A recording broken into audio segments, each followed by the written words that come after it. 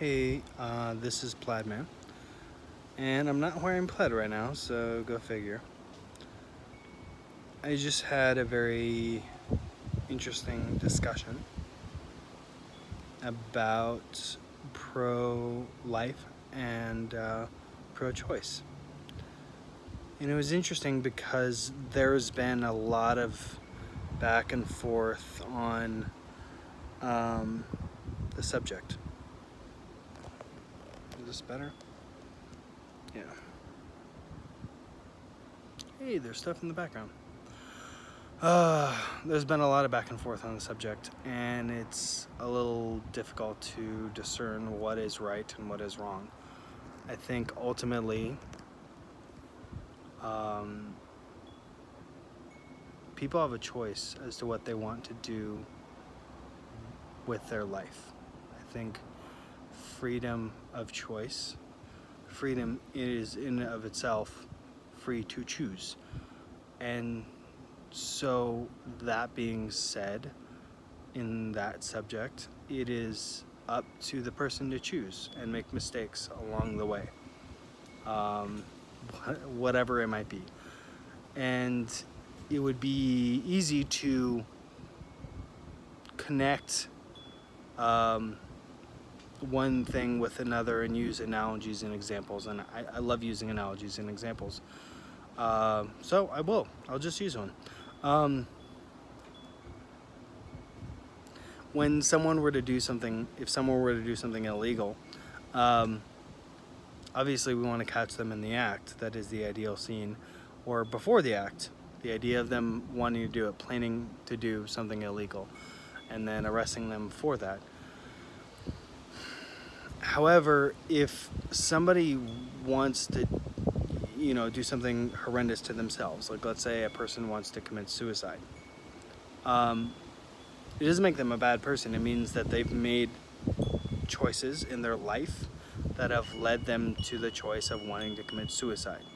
I wouldn't necessarily say it makes them a bad person. I'm sympathetic to that choice. I don't have a lot of reality with it, but I would feel very sad that that's the conclusion they came to it, and I would love to offer them an alternative to that. I feel like it is valuable.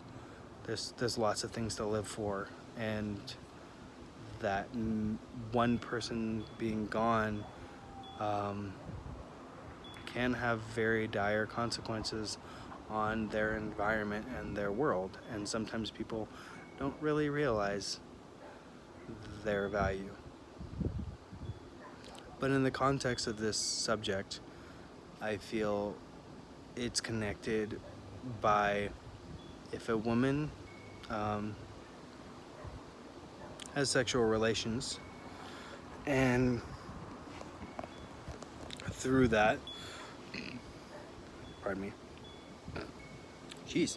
through that she gets pregnant, it's ultimately still her choice. She can decide what she wants to do with it.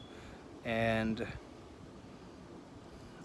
I reserve, and I'm sure other people reserve, the right to have their opinion and to share it, and to be rude. But I also think that it's super valuable to acknowledge that it is not your choice, and that if you were to introspect and to look at your life choices, I imagine you could find other people who could, upon having information about your private life, could tear apart your life choices on a day-to-day. Like cigarettes, for one, horrible. I'm sure there's a plethora of people that think it's horrible and know that it's horrible, and I would be in agreement with them.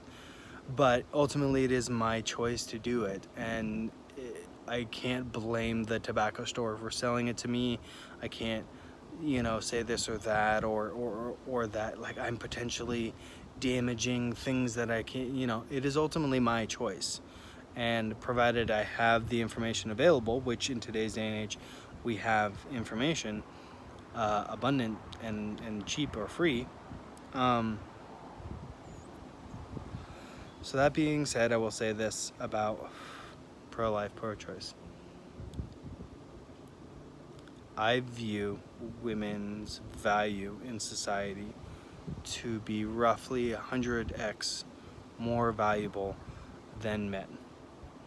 That's my viewpoint. And the simple analogy I can give you is if you have a tribe of 100 men and 1 woman, or 100 women and 1 man, the tribe that will most likely survive, obviously there is situations where they might not survive, but the tribe that will most likely survive, has the highest chance of survival, is the one with 100 women and 1 man. Reversely, the other one, they might be stronger, they might be better in a battlefield, but the actual survival of the tribe will drastically be diminished, and I think statistically, I think it's fair to assess that the likelihood of them surviving is drastically lower. And while that is an oversimplification of the value of men and women, I think it's pertinent to the discussion in the sense of, historically speaking, for the last 12,000 years, women have held a very high station. And ironically, in society, it hasn't been viewed as such. We've relegated them to things that history has been unkind to and has diminished and devalued. But the truth of the matter is, the reason why we are here today, why we've accomplished the things we've accomplished, why we've built the things we have, is because of women. We did it on the backs of women. We might have done it with the blood, sweat, and tears of men, but without a woman to go home to, we would not be where we are today. So I think that probably oversimplifies and doesn't really do justice to the argument. But going back to it, I'm mainly sad. I'm all for women choosing, and I think they should choose. It is their choice. But I want women to realize that the choice is a really big one. It's very severe and very serious. And I'm afraid that due to the societal settings in a lot of Western cultures, and specifically in some of the meccas of Western civilization, it is, having a child is perceived as invaluable and less than ideal, and that is sad.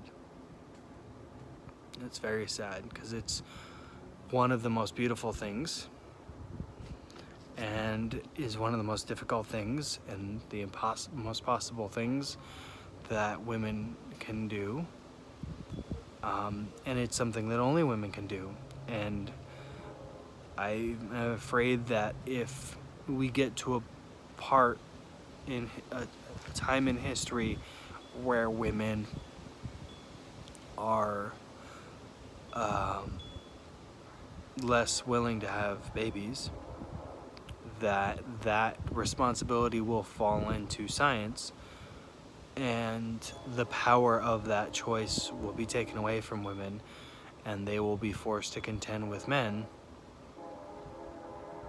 for the rest of the other responsibilities, which will be doing them a disservice.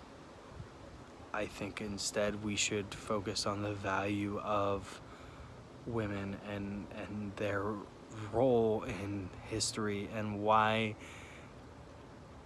all of our major accomplishments, all of the greatest men in history, owe their value and worth to good women who will hold the line of behind the lines, hold the line behind the lines, so that the man can go out and do stupid ass shit and succeed and fail and come back and recharge their batteries.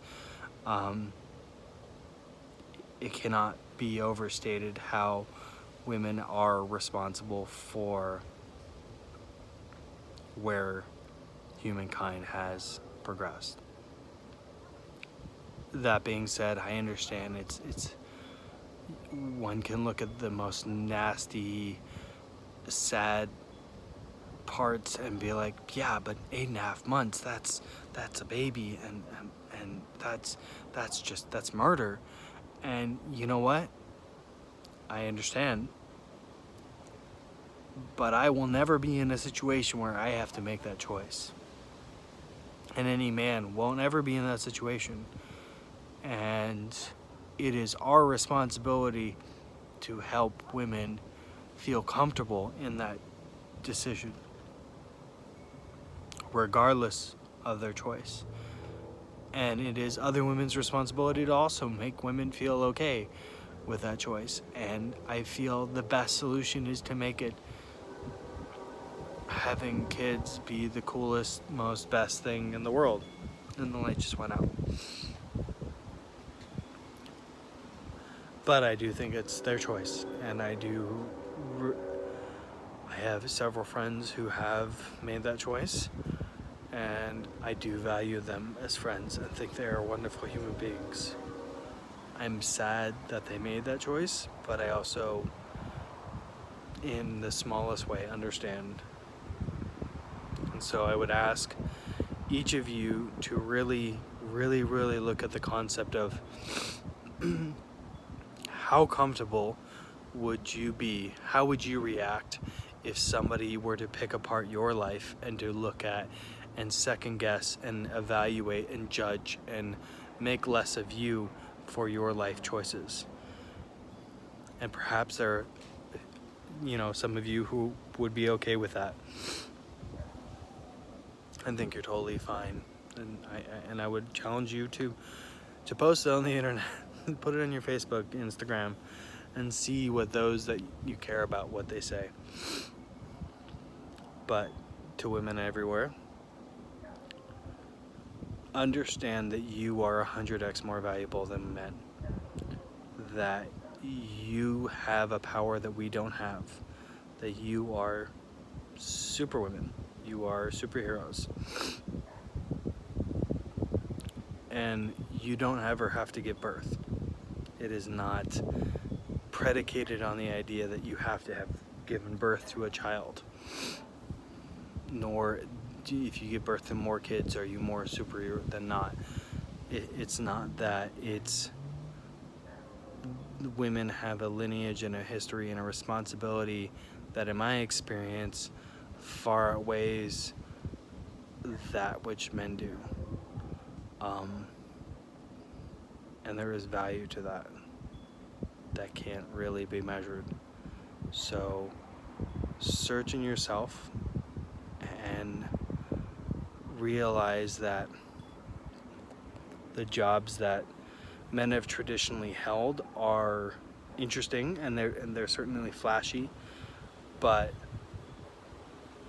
the people that history looks the best upon are those who did the right thing the right way, not did something the wrong way for the right reasons, or did something the right way for the wrong reasons. And it's weird because this comes across as like, I'm just saying you should make the right choice. If you don't make the right choice, I'll judge you. It's not that. It's I think women are amazing. I think that ultimately it is their choice.